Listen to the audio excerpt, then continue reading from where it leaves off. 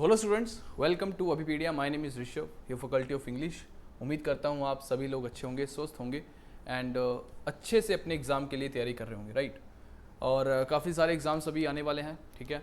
So this is a kind of festival for all the aspirants because in this period of time जो भी बच्चा prepare कर रहा होता है, दिल से तैयारी कर रहा होता है, ठीक है, उसके लिए काफ़ी अच्छा टाइम होता है, काफ़ी एक इम्पोर्टेंट उसका लाइफ का फेज़ होता है इस टाइम पे, ठीक है।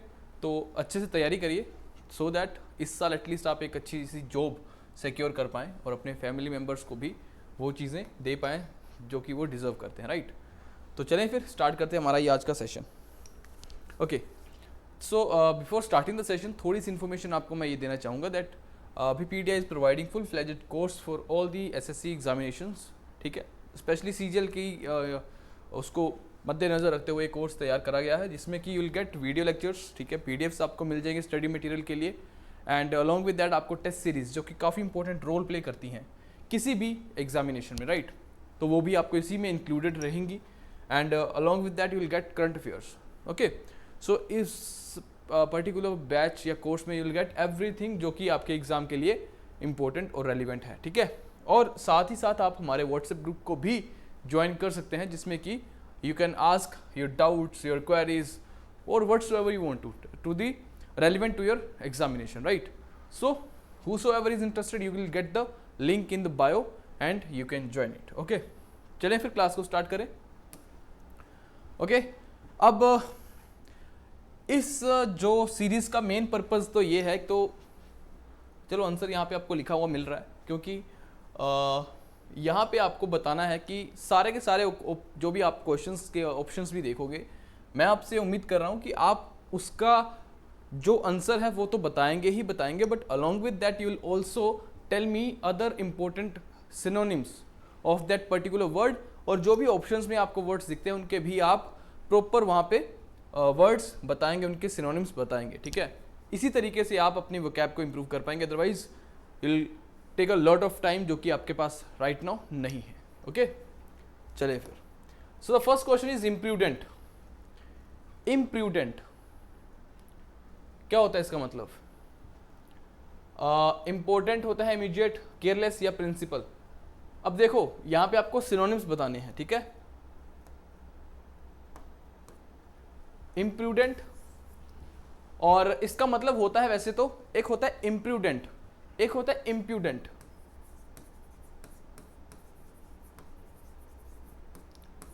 इम्प्यूडेंट का मतलब होता है रूड, इम्प्रूडेंट का मतलब होता है केयरलेस, ठीक है। सो डिफरेंस है, दैट इज वाई इस वर्ड को मैंने यहाँ पे रखा था सो दैट मैं आपको यहाँ पे डिफरेंस बता पाऊँ। एक होता है इम्प्यूडेंट, एक होता है इम्प्रूडेंट,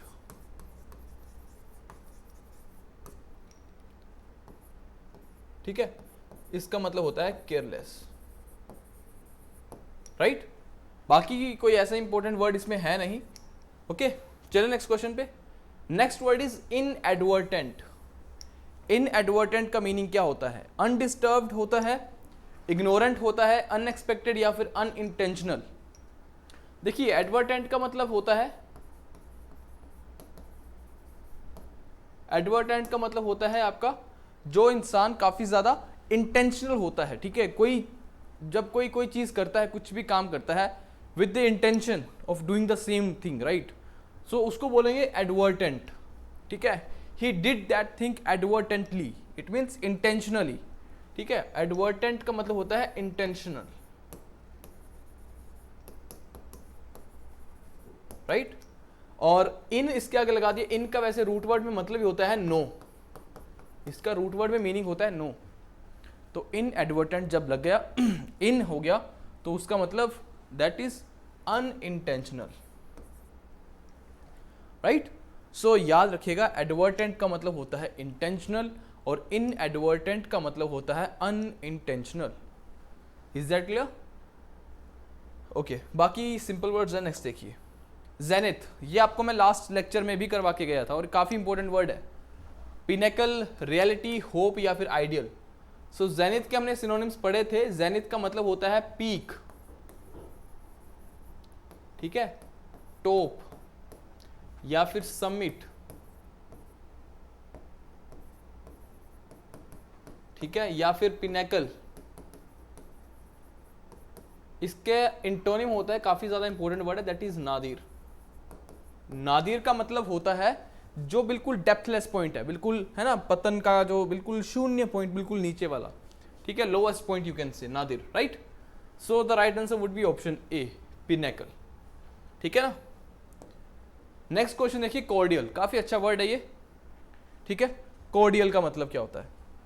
जो कॉर्डियल का मतलब होता है काफी ज्यादा फ्रेंडली। इसके हम बाकी वर्ड्स देखेंगे, अमेनेबल, ठीक है, एमिकेबल, अमेनेबल, एमिएबल भी होता है एक, ठीक है। एक मिनट, इसको गलत लिखती है यहाँ पे, जस्ट अ मोमेंट, एमिएबल, ठीक है। एक होता है एमिकेबल, तो ये इनका मतलब भी सेम होता है, एमिकेबल, ठीक है, फ्रेंडली। और यू कैन से कोऑपरेटिव,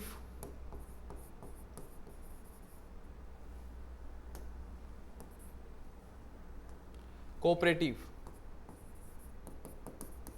ठीक है।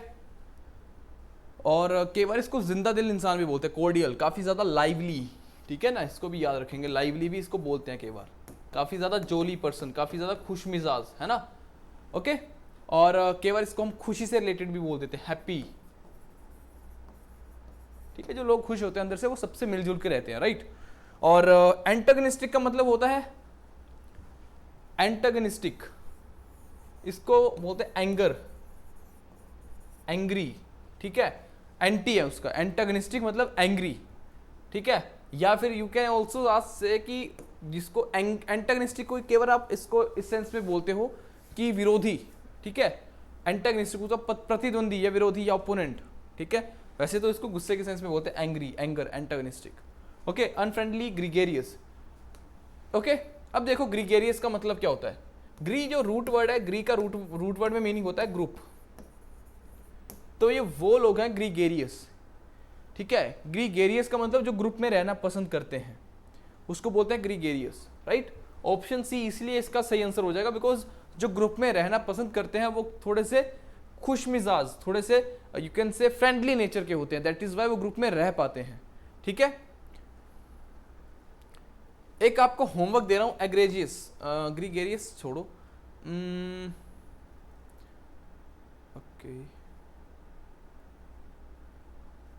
वोरेशियस का मीनिंग आप मुझे बताओगे, वोरेशियस, इसको फिर से लिख देता हूं, वोरेशियस का मीनिंग आप बताओगे मुझे, ये मैंने आपको बता रखा है, वोरेशियस का मतलब क्या होता है, this is your homework, okay. Precarious का मतलब क्या होता है, बताएगा कोई, what is the meaning of precarious?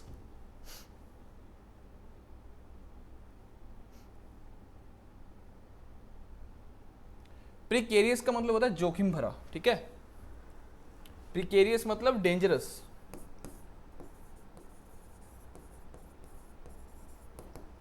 Precarious का मतलब होता है डेंजरस, ठीक है, तो इसको भी आप याद रखेंगे। नेक्स्ट क्वेश्चन देखिए, इम्पेकेबल, इम्पेकेबल का मतलब क्या होता है, अपराइट, हार्मलेस, इनऑफेंसिव या फिर फ्लॉलेस। इम्पेकेबल का मतलब होता है एकदम स्पॉटलेस, जिसके ऊपर कोई भी दाग धब्बा नहीं है, स्पॉटलेस।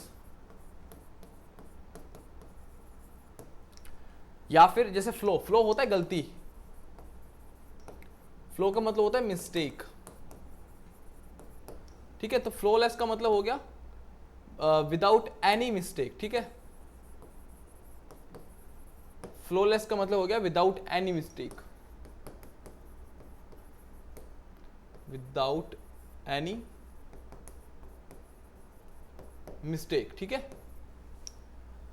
तो that is why option D इसका हो जाएगा राइट आंसर। या फिर इसको आप ऐसे स्पॉटलेस भी बोल सकते हो, परफेक्ट भी इसको बोल सकते हो आप, ठीक है।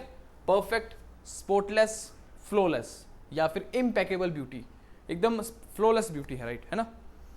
तो बाकी ऑप्शंस हमारे इजी हैं। अपराइट का मतलब होता है एकदम स्ट्रेट, या इसको केवल अपराइट ऑनेस्ट की सेंस में भी इसको बोलते हैं अपराइट, है ना, स्ट्रेट फॉरवर्ड, ऑनेस्ट,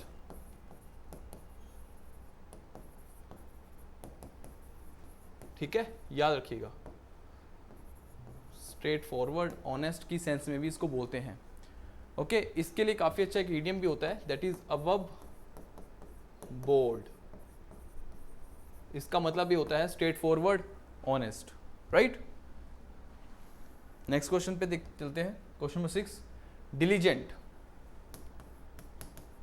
काफ़ी बार आपको मैंने ये पढ़ाया है डिलीजेंट का मतलब, ठीक है। डिलीजेंट का मतलब देखिए इसके क्या क्या सिनोनिम्स होते हैं। इंडस्ट्रियस,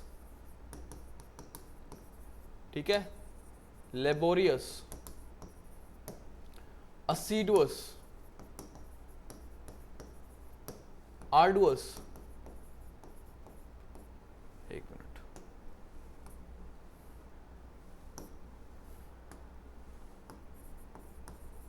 आर्डुअस, ठीक है, assiduous, arduous, industrious, laborious, hard working.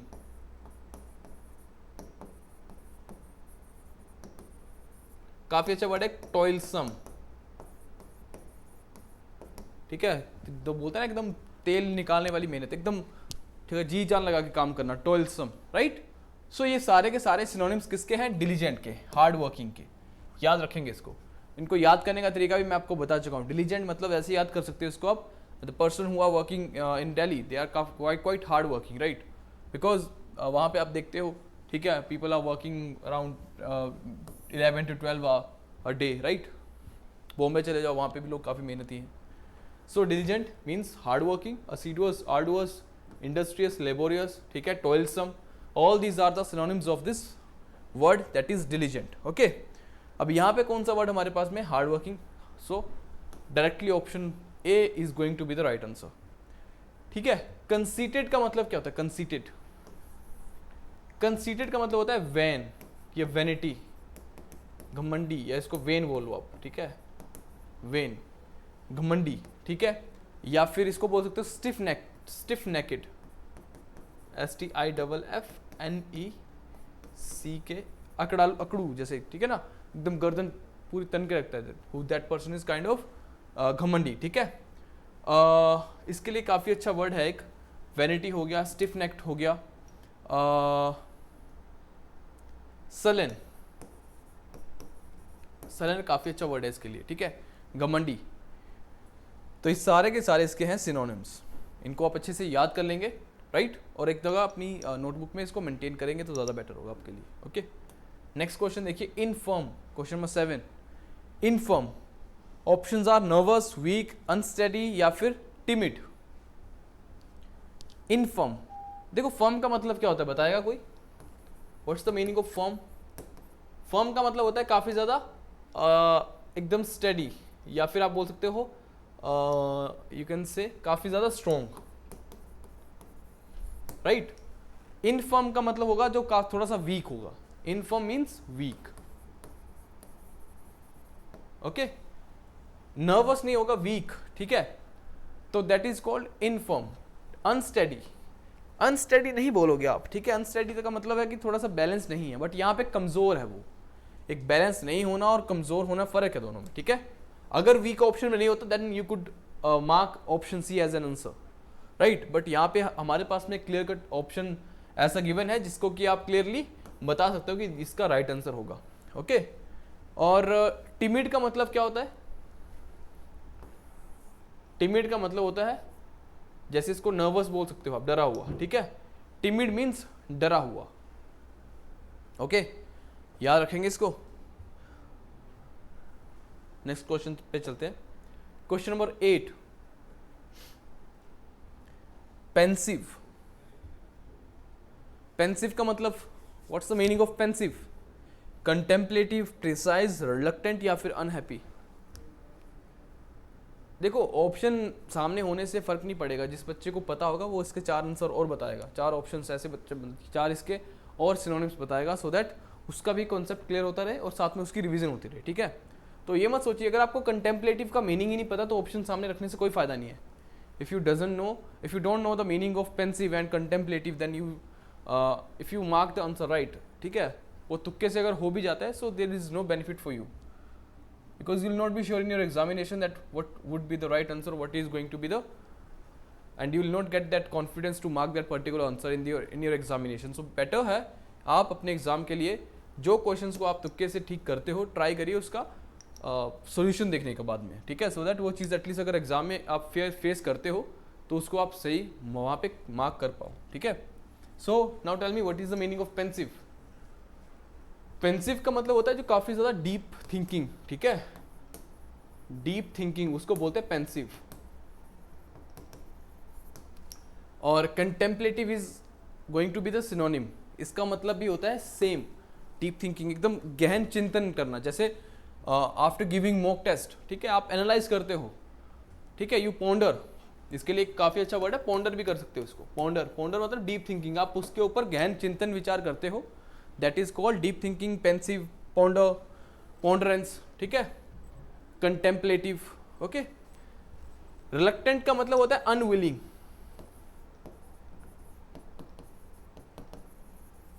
right, unwilling to do something, it means you are reluctant to do that thing, reluctant, okay, unwilling, right।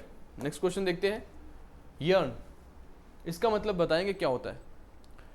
confront करना किसी को, crave, deny या फिर accept। yearn का मतलब होता है to crave, ठीक है, crave for something, right। बाकी कन्फ्रंट का मतलब होता है किसी को फेस करना, इसको यहां लिखता हूं, टू फेस समवन, समवन भी हो सकता है, समथिंग भी हो सकता है, ठीक है, टू फेस समवन या something, that's meaning of confront, yearn, right. Next question देखिए, question number 10, pompous, demanding, flashy, pretentious या सपोर्टिव। पोम्पस का मीनिंग पता होना चाहिए, बिकॉज कई बार ये क्वेश्चन, कई बार ये वर्ड आपको मैं करवा चुका हूँ, and I am expecting for you, from all of you, to give all the related or the relevant synonyms of this particular word. So please, pompous, इसका मतलब होता है दिखावा करना, शो ऑफ, ठीक है, ऑस्टेंटेशन, ऑस्टेंटेशन, ठीक है। एक वर्ड होता है ऑब्स्टिनेट, इससे मत कंफ्यूज करना, ऑब्स्टिनेट का मतलब देखो तीन वर्ड आ रहा है इसमें, तीन वर्ड, ठीक है, तो मैं कई बार बताता हूँ बच्चों को, तो इसको मजबूती से रिलेट करो, हार्ड, एकदम स्टबन, ऑब्ड्यूरेट, ठीक है, ड्यूरेबल, टिकाऊ, ठीक है, तो ये ऑब्स्टिनेट का मतलब हो गया। हम पढ़ रहे थे, ऑस्टेंटेशन का मतलब होता है शो ऑफ करना, दिखावा करना, पोम्पस, ठीक है। अफेक्टेशन एक काफी अच्छा वर्ड, मैं आपको कल के ही लेक्चर में करवाया था, अफेक्टेशन, अफेक्शन और अफेक्टेशन में आपको मैंने डिफरेंस क्लियर करा था, उम्मीद करता हूं आपको याद होगा, ठीक है। अफेक्टेशन, राइट, यहां पे अफेक्टेशन है, affectation, pompous, show off, affectation, ostentation, okay. तो ये सारे के सारे इंपॉर्टेंट वर्ड्स हैं इसके। प्रिटेंशियस भी आप इसमें ऐड कर सकते हैं, ठीक है।